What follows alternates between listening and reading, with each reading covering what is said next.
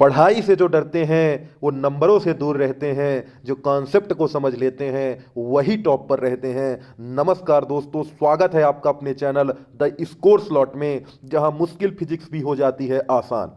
आज हम सीखेंगे व्हीट स्टोन ब्रिज का सिद्धांत और उपयोग, वो भी बिल्कुल देसी ट्रिक के साथ, ताकि एग्जाम में एक भी नंबर हाथ से ना जाए। तो कॉपी कलम तैयार कर लीजिए और चलिए शुरू करते हैं और फाड़ देते हैं व्हीट स्टोन ब्रिज को। तो दोस्तों, बीट स्टोन ब्रिज का सिद्धांत बहुत इंपॉर्टेंट है परीक्षा की दृष्टि से, और आपको वैसे भी जानना चाहिए क्योंकि ये बार बार परीक्षा में पूछा जाता है और बच्चों से बिल्कुल भी नहीं बनता है, मेन पॉइंट में आके भूल जाते हैं। तो आज आपको हम ऐसी टेक्निक बताएंगे जिससे आप इसे कभी भी नहीं भूलेंगे। कोई भी परीक्षा हो, आप एक धड़ल्ले से इसे बता देंगे। तो सबसे पहले बोर्ड डेफिनेशन देखते हैं कि एग्जाम लाइन में क्या लिखना है। तो व्हीट स्टोन ब्रिज एक ऐसा विद्युत परिपथ है जिससे अज्ञात प्रतिरोध का मान ज्ञात किया जाता है। जैसे गैल्वेनोमीटर में धारा शून्य हो जाती है। आपको परेशान नहीं होना है बच्चों, ये एग्जाम लाइन है, लेकिन आपको समझ के लिखना है, देसी ट्रिक से समझना है, बिल्कुल भी परेशान नहीं होना है। तो आइए देसी ट्रिक से समझते हैं। इसे समझो जैसे तराजू है। व्हीट स्टोन ब्रिज को समझो कि एक तराजू है। जैसे तराजू के दोनों पलड़े बराबर होते हैं तो संतुलन हो जाता है। जैसे आप ये देखते होंगे कि एक तरफ वाट रखा है और एक तरफ सब्जी रखी है, लेकिन अगर दोनों ऊपर नीचे है, 1 किलो इधर ज़्यादा है 1 किलो उधर ज़्यादा है, तो तराजू बराबर नहीं होते हैं। लेकिन व्हीट स्टोन ब्रिज में तराजू दोनों बराबर होते हैं। तो आपको ये समझना है कि ये जो व्हीट स्टोन ब्रिज है ये तराजू है।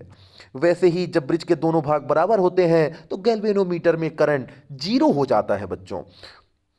तो अब आगे बढ़ते हैं और देखते हैं कि सर्किट में क्या होता है। सर्किट में बच्चों चार प्रतिरोध होते हैं। आपने ABCD पढ़ी होगी, तो आपको सिर्फ चार याद करना है, PQRS। एस का मतलब होता है अननोन रिसोर्सेज। सिर्फ आपको चार चीजें याद करनी है, PQRS। मैं फिर से रिपीट कर रहा हूं बच्चों कि सिर्फ चार चीजें याद करनी है, PQRS। और बीच में गैल्वेनोमीटर और एक साइड बैटरी होती है। तो आपको ज्यादा परेशान होने की जरूरत नहीं है। तो बच्चों, संतुलन में क्या होता है? संतुलन होती है कि जब गैल्वेनोमीटर में धारा शून्य हो जाए, P बटे क्यू बराबर R बटे एस, तो पी एस हो जाएगा बराबर क्यू आर के। तो बच्चों आगे बढ़ते हैं। अननोन निकालने की ट्रिक है। अगर एस अननोन है तो एस बराबर क्यू गुणे आर बटे पी हो जाएगा। तो देसी ट्रिक या देसी याद रखने की ट्रिक है, ऊपर गुणे तिरछा बराबर नीचे गुणे तिरछा, या पी पी के सामने क्यू और आर के सामने एस, बस क्रॉस मल्टीप्लाई कर दो, निकल आएगा व्हीट स्टोन ब्रिज। समझ गए बच्चों? कोई दिक्कत हो तो आप कमेंट बॉक्स में ज़रूर बताएं, और परेशान बिल्कुल भी नहीं होना है। मैं इजी से इजी वे लाता हूँ आप सबके लिए कि जिससे आपसे बनने लगे, आप परेशान ना हो। अगर आपको कोई डाउट है तो आप कमेंट बॉक्स में ज़रूर पूछें। तो बच्चों, परीक्षा में बार बार व्हीट स्टोन ब्रिज का उपयोग भी पूछा जाता है। तो आइए देखते हैं कि उपयोग में क्या क्या है। अननोन रेजिस्टेंस मापने में इसका उपयोग किया जाता है। मीटर ब्रिज में इसका उपयोग किया जाता है। बहुत छोटे प्रतिरोध मापने में इसका उपयोग किया जाता है। इलेक्ट्रिकल लेबोरेटरीज में इसका भी उपयोग किया जाता है बच्चों।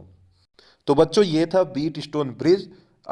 आशा करता हूँ आपको ये पसंद आया होगा। तो अपने दोस्तों को शेयर कीजिए, कोई डाउट हो तो कमेंट कीजिए और चैनल को सब्सक्राइब कीजिए।